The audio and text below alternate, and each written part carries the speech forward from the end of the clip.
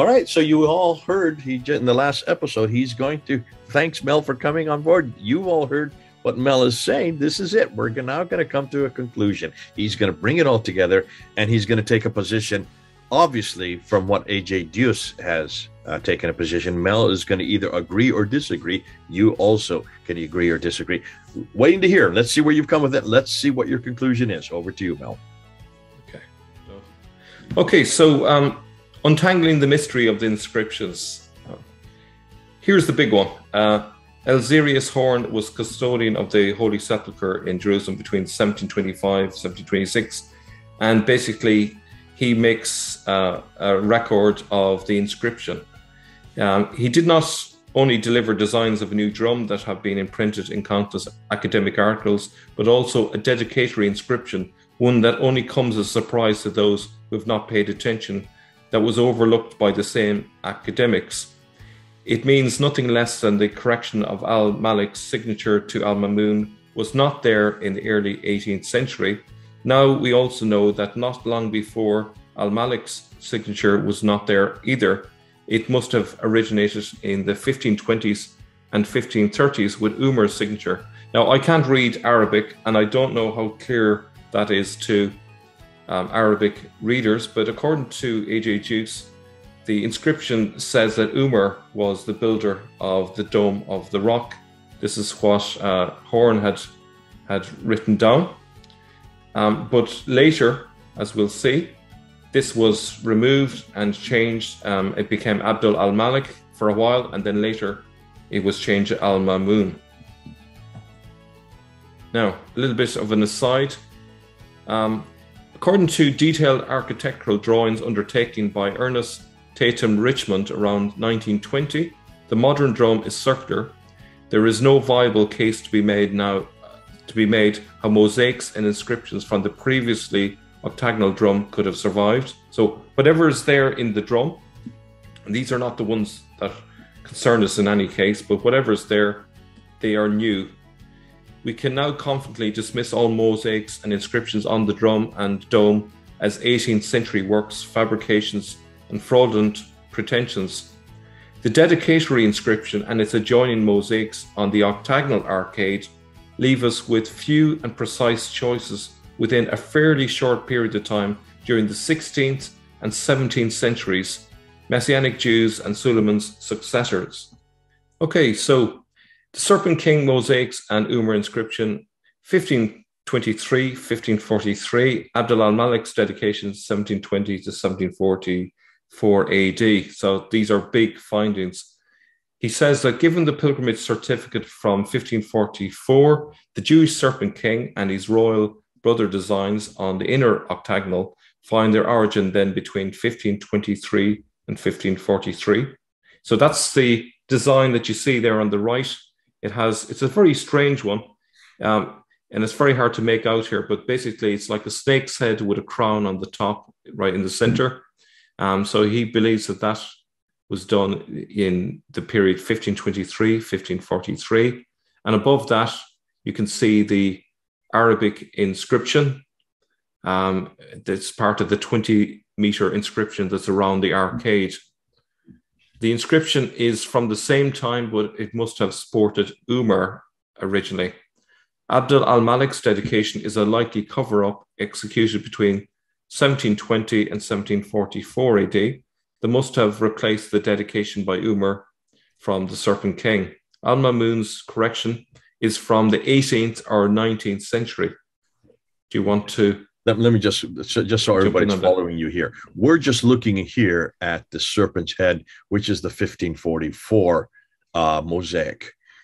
But you're saying that Abdul Malik dedication, do you have a picture of that? Can we look at that dedication inscription? Is that possible? Now here is the Al-Mamun's correction, that giving him responsibility for building the Dome of the Rock. Let's take a look at this. And here I'm going to introduce this one right now. And you're saying this is much, much later. This is from the 18th to 19th century, or from 1700s to 1800s. Exactly. Yeah. And what was done is simply that Abdul al-Malik's name was taken out, and Al-Mamun's name was basically pushed into the space that was there, as it were.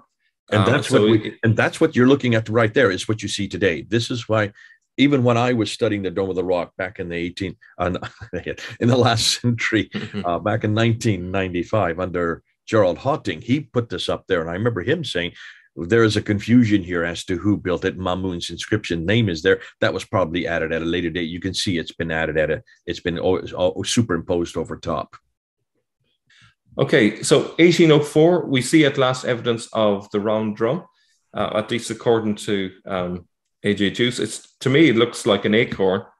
But in 1804, Luigi Mayer's view of Jerusalem from the Mount of Olives shows a round drum, but an elongated cupola. Oh, I see what the difference is. So it's a round drum looking downwards, but it's from the side, the cupola is elongated. So the cupola, even as late as 1804, is still different from what it is today. Let me just ask you, look at back that picture again. Which one are we looking at? The one in the center or the one at the bottom? The one at the bottom, yeah. Well, so what's the one in the center then? That looks more like the Dome of the Rock. Let me see. Am I wrong? Next to the tower. Just I would have above it to the left. I'm not. No, you have me confused. I thought that might be in the Holy Sepulchre in the background. The Holy Sepulchre is below the Dome of the Rock, though. I mean, and it looks larger than the Dome of the Rock, which is the other way. Today, it's the other way around. I'm not 100% now that you say it. I always assumed that either one in the foreground was the one, but maybe I'm wrong. It does seem to be, because it has the space. It has the whole citadel around it, which is open, and it seems to suggest that's the Dome of the Rock. If that is the case, then you are correct. The cupola is too elongated. You're correct. Yeah, it looks very much like an acorn to me. Now we find the following then. Another major restoration is undertaken under Sultan Mahmud II in 1817. So we're only talking just over 2 centuries ago. The marble of the exterior of the building is restored and a portico over the south Qibla entrance is built. Yet another significant change to the structure appears to have occurred, the cupola. So now we have that lovely rounded cupola that we know of today. Drawings with mosaics of the dome were made by Frederick Carterwood in 1833. His drawings include an outside view and a cross-section together with a layout of the mosaics in question. This is the first primary evidence that mosaics on the drum exist. Now we know the mosaics in the drum and Al-Mamun's correction originate in 1817 and were completed before 1833. So that's when A.J. Juice puts Al-Mamun's correction. So you're only talking about 2 centuries ago. And so essentially, the Al-Mamun correction occurs not in the 9th century, but literally 1,000 years later. So that's quite a massive difference. It's a massive claim. So whether people buy into A.J. Juice's evidence or not, but I think it's very persuasive, to me at least. William Leighton Lake's steel engraving from 1841 clearly shows the round drum of the Dome of the Rock and the new cupola. And then we have this picture from a year later. The artist David Roberts draws the Mosque of Omar. That's how it's funny. He calls it the Mosque of Omar and not the Mosque of Abd al-Malik or something like that. Actually, have I made a mistake there? There is a separate mosque, isn't there? Mosque of Omar in Jerusalem. Do you know, Jay? I don't know of any Mosque of Umar in Jerusalem today. No. I presume it's talking about the Dome of the Rock. Drawing this and calling this the Mosque of Umar.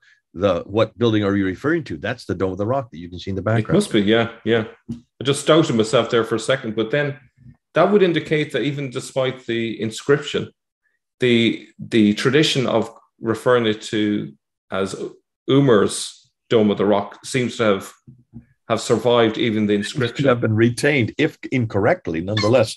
It looks like at least there are different opinions. Now, what's the date on this one, David Roberts? So this would be 1842. 1842. Okay. Yeah. So it does really support A.J. Juice's most important claim, which is the idea that the inscriptions are very late. You can throw out all the other evidence if you like, but I think the central point that he's trying to make is a very good one, that the inscription does seem to be very late. All of the evidence seems to point in that direction. 1842, there's another image of the Dome of the Rock. Here's one from 1862. We can see the exterior tile work was mainly missing, so that again had to be renovated. And so to summarize then, here are the 7 holes that we've covered in this series. Go back before you do the summary. Go back. Go back. Look at these picture, that one there and the one before that. Just go back to the one before that, and then the one before that as well. Notice what is missing on all of these domes. Where's the gold? Yes, yeah. Where's the gold? Go back again to these 3. And this is something that I brought up in a debate that I had way back in the 1998, I think it was. I was debating Abdul Green, and he was trying to tell me that the Dome of the Rock, I was saying that there's no Qibla. There's no Qibla in any of these structures, and including the Dome of the Rock.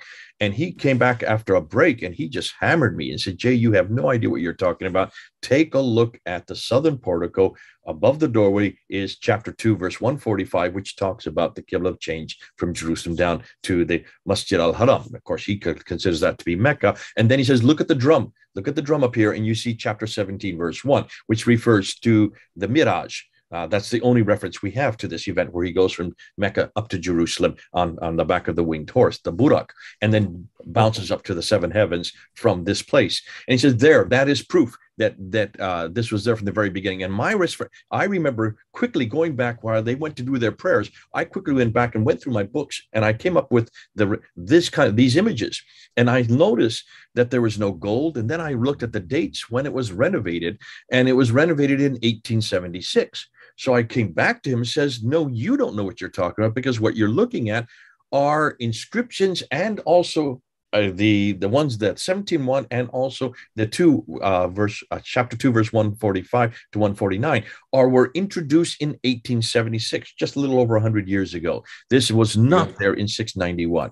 So I was having this debate back in 1998, where I had to amazing. use this. And I remember using a picture much like this one right here. And I said, look at the picture. There's no gold there. There's no inscription there. These were added in 1876. So we're talking about even after 1841 to 1842, they were added. And that's why you have the beautiful blue inscriptions, and you have the beautiful golden dome that is now you can see it from everywhere, all over Jerusalem. And it's interesting that they are using these inscriptions to prove their arguments, even though they know that these inscriptions are very late. The people in the upper echelons of Islam know the true history. It's just outside of that circle, people don't know this stuff. What's fascinating is when they published that debate, that comeback that I had by looking at the dates, they edited out of the debate. They edited that one part. Why do you think they edited? Because they were not aware that the dome has been rebuilt. And at that time, I said 11 times, because that's what it said in the book that I was using, that had been built and rebuilt 11 times. Nothing to what A.J. Deuce has done now. Now, A.J. Deuce has actually walked us through how that has been rebuilt. And this has been, especially when you look at these pictures here, you can see this is not the dome that we're looking at today. Yeah. So I'm going to just summarize all of what we've covered, the big 7 holes in the Dome of the Rock. Our earliest reference to a Dome of the Rock, i.e. a dome over the Temple Mount, is the late 9th century, so very late. Our earliest verifiable witness to the Dome of the Rock mosaics and the inner arcade inscriptions as they exist today is 1523, 1543 AD. The earliest witnessed inscription as to who built the dome was 1523, 1543, and it said Umar built it. The earliest verifiable date for the creation of Abd al-Malik is 1720, 1744 AD. Complete rebuilding of the drum from the ground up, from octagonal to circular, mid-18th century, and possibly later, we take, what you said into account earlier. The mosaics and inscriptions on the drum and the dome are 18th century creations. And lastly, the earliest verifiable date for the creation of the Al-Mamun correction is sometime between 1817 and 1833. So that's quite a list of holes that A.J. Juice has deduced, pardon the pun, from all the evidence. And I think he's done a great job, whether people agree or disagree with his conclusions. I still think that his contribution to this whole area has been massive with this paper. So I'm going to hand it back to you. Yeah. And I mean, you've done a slap-up job of reviewing and giving us an overview of Juice's very lengthy paper. Thanks for doing that, Mel. That's been terrific. We all appreciate the work you put into this. You've also explained it very well. And I think anybody that has looking at that building, that's the third holiest shrine in Islam. It is the shrine that is dedicated to Muhammad going up to the seven heavens, called the Mi'raj. No reference to that at all, except today on the drum that says around the top, from chapter 17, verse 1.